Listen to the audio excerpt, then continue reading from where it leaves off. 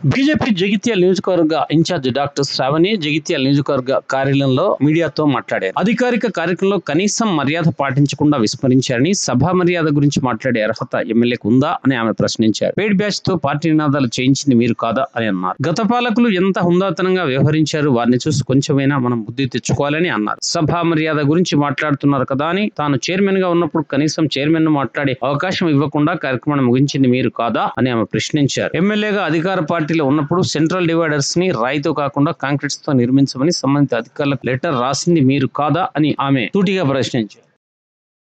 నిన్న గౌరవనీయులు ఇందూర్ పార్లమెంట్ సభ్యులు అరవింద్ అన్న గారు రాయికల్ రూరల్ మండల్ ధర్మాజిపేట్ గ్రామంకి సంబంధించినటువంటి పల్లె దవాఖానా ఇనాగ్రేషన్ కి రావడం జరిగింది.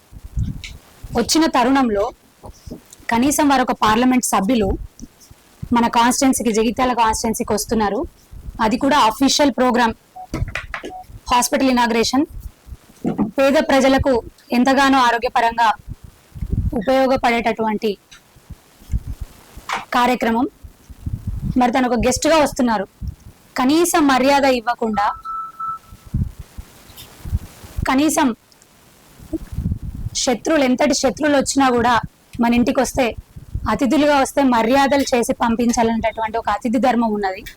మరి అట్లాంటి ఒక ధర్మాన్ని కూడా నువ్వు విస్మరించేసి ఎమ్మెల్యే గారు సరిగా రిసీవ్ చేసుకోకుండా ఏదో వచ్చి పక్కకు నిలబడి మాట్లాడిచ్చి ఇష్టం ఉన్నట్టు మీ పేడ్ బ్యాచ్తోని పార్టీకి సంబంధించినటువంటి నినాదాలు చేపించింది.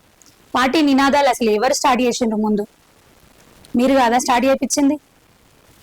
నాకు ఒక తెలియని విషయం మిమ్మల్ని అడుగుతున్నాను ఎమ్మెల్యే గారు, ఎప్పుడైనా మీరు జగిత్యాల నుంచి రాయికల్ వెళ్ళేటప్పుడు మీ మహా అంటే మీ కారు ఉంటది, మీ వెనకాల ఇంకో కారు ఉంటది, తప్ప ఒక 10-15 కార్లతో వెళ్ళిండ్రా కాన్వాయ్గా? ఇన్నిసార్లు వెళ్తారు, వస్తూ పోతూ ఉంటారు కదా ఎమ్మెల్యేగా మీరు. 10-15 కార్ల కాన్వాయ్తో ఎప్పుడన్నా అఫీషియల్ కార్యక్రమం అయినా మీ పార్టీ కార్యక్రమాలకైనా రాయికల్కి వెళ్ళిండ్రా? సరే, ఇంకెక్కడికైనా వెళ్ళిండ్రా కాన్స్టిట్యున్సీలో? మరి నిన్న మరీ అంత పెద్ద ఎత్తున ఇక్కడ నుంచి జగిత్యాల నుంచి ఉన్నా లేని మీ కార్యకర్తల నాయకులను అందరినీ తీసుకెళ్లాల్సిన అవసరం ఏమొచ్చింది? అంటే ఏదో గొడవ చేయాలనే కదా అక్కడ. ఏ కార్యక్రమంకైనా అఫీషియల్ కార్యక్రమంకైనా మీరు ఎప్పుడైనా వెళ్ళిండ్రా అట్లా ఓ 10-15 కార్లు పట్టుకొని ఇక్కడ ఉన్నటువంటి జగిత్యాల టౌన్ కు సంబంధించినటువంటి నాయకులను ఉన్నోళ్ళని లేని అందరిని అందులో వేసుకొని వెళ్ళిపోయినరు? వెళ్ళిండ్రా ఎప్పుడన్నా? నిన్నెందుకు వెళ్ళాల్సి వచ్చింది? కావాల్సుకొని పార్టీ నినాదాలు ఎందుకు చేయాల్సి వచ్చింది? మీరు ఉన్నదేమో టిఆర్ఎస్ పార్టీ అంటారు, నినాదాలు చేసేదేమో జై కాంగ్రెస్ అంటారు. మీరు ఉన్నదే పార్టీలు అసలైన కాంగ్రెస్ కార్యకర్తలు పాపం అడుగుతా ఉన్నారు, అసలైన కాంగ్రెస్ వాళ్ళు మేము కదా, మరి అక్కడ ఉన్న వాళ్ళందరూ మరి వేరే ఎవరెవరో కనిపిస్తున్నారు. పార్టీ కోసం 40 సంవత్సరాలుగా కష్టపడ్డ వాళ్ళం మేమున్నాం కదా, మరి అక్కడ ఇంకెవరెవరో కనిపిస్తున్నారు. ఉంటే ఒకరిద్దరు ఉండొచ్చు, మాక్సిమం ఉన్న వాళ్ళందరూ మళ్ళా ఎమ్మెల్యే గారిని సలాభం కోసం చేయగొట్టే వాళ్ళే. మీరే కదా ఫస్ట్ పార్టీ నినాదాలు స్టార్ట్ చేసింది.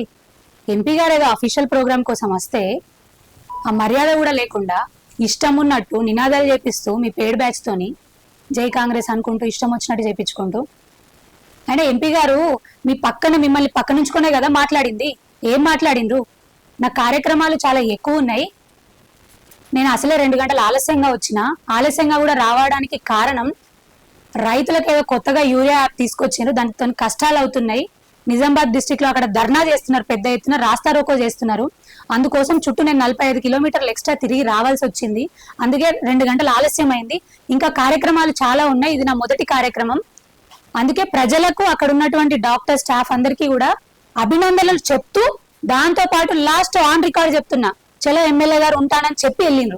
అక్కడ నుంచి చెప్పి మాత్రం వెళ్ళిండ్రు, చాలా మర్యాదనే మాట్లాడి వెళ్ళిండ్రు. ఏదో మీరు లేకముందు కార్యకర్తలందరినీ చుట్టూ పెట్టుకొని మైకులు పట్టుకొని అవహేళన చేస్తూ మాట్లాడలేదు మీలాగా. ఎంపీ గారు పోయిన తర్వాత మీ కార్యకర్తలందరినీ చుట్టేసుకొని మైకులు పెట్టుకొని ఇష్టం ఉన్నట్టు అవహేళన చేస్తూ మాట్లాడలేదు. మిమ్మల్ని పక్కకు పెట్టుకునే బాజాబ్తా ఉన్న విషయం అడిగిండ్రు, ఉన్న విషయం మాట్లాడిండ్రు. అఫీషియల్ ప్రోగ్రామ్ లో రాజకీయాలు ఎందుకు చేస్తారు? రాజకీయాలు చేయకండి, ప్రజలకు ఉపయోగపడే పనులు చేయండి, కలుపుకుని పోదామనే కదా మాట్లాడింది. ఏం మాట్లాడుతున్నారండి? సభా మర్యాద నిన్న మాట్లాడుతున్నారు. మీరా సభ మర్యాద గురించి మాట్లాడేది? ఇదే నేను మున్సిపల్ చైర్మన్ ఉన్నప్పుడు, నేను సభాధ్యక్షురాలు ఉన్నప్పుడు చాలా ప్రోగ్రామ్స్ కి మీరు గంటలు గంటలు లేట్ వచ్చి కనీసం నా వాయిస్ లేకుండా మీరు ఒక్కరే మాట్లాడి సభను క్లోజ్ చేసి వెళ్ళిపోతుండే. మా మీడియా మిత్రులే సాక్ష్యం ఉన్నారు, నాతో అప్పుడున్నటువంటి ప్రజాప్రతినిధులు కూడా సాక్ష్యాలు ఉన్నారు. పాపం వాళ్ళు కూడా జిల్లా లెవెల్లో ఇవన్నీ అనుభవించిన వాళ్ళే ఉన్నారు, తెలుసు వీళ్ళందరికీ. ప్రజలు కూడా సాక్ష్యంగా ఉన్నారు. నిన్న ఒక్కసారి మీరేదో నాకైంది అని అంటున్నారు. నాకు చాలా సార్లు జరిగింది అలా, కనీసం నా వాయిస్ లేకుండా. ఎంపీ గారైనా చలో ఎమ్మెల్యే గారైనా వెళ్ళొస్తా మీరు కానివ్వండి అని చెప్పి వెళ్ళిండ్రు వారు సభాధ్యక్షులు నిన్న ప్రోగ్రామ్ కి.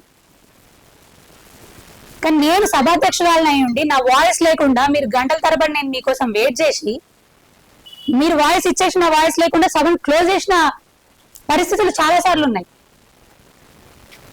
సాక్ష్యాలు ఉన్నాయి. మా మీడియా సోదరులందరూ సాక్ష్యాలు ఉన్నారు, ప్రజలు సాక్ష్యాలు ఉన్నారు, అప్పుడు నాతో ఉన్న ప్రజాప్రతినిధి సాక్ష్యాలు. ఏం చెప్తారు దీని గురించి? మరి దయచేసి ప్రజలను మళ్ళొకసారి కోరుతా ఉన్నాను, ఇక్కడున్నటువంటి నాయకులు చిత్తశుద్ధి లోపంతో లోపాయికారి ఒప్పందంతో అధికారాన్ని అనుభవిస్తూ ప్రజాధనాన్ని దుర్వినియోగం చేస్తూ ఎక్కడికక్కడ దోచుకుంటున్న విషయాలు మీరు ఎప్పుడు చూస్తానే ఉన్నారు. దయచేసి నేను ఒకటే కోరుకుంటా ఉన్నాను, భారతీయ జనతా పార్టీ ఒక భోగ శ్రావణి అయినా మా కాషాయ కార్యకర్తలు ఎవరైనా కూడా ప్రజల తరపున కొట్లాడుతానే ఉంటాం, ప్రజల గొంతుకనే ముందుకు వస్తానే ఉంటాను నేను. థ్యాంక్ యూ అన్న, థ్యాంక్ యూ వెరీ మచ్.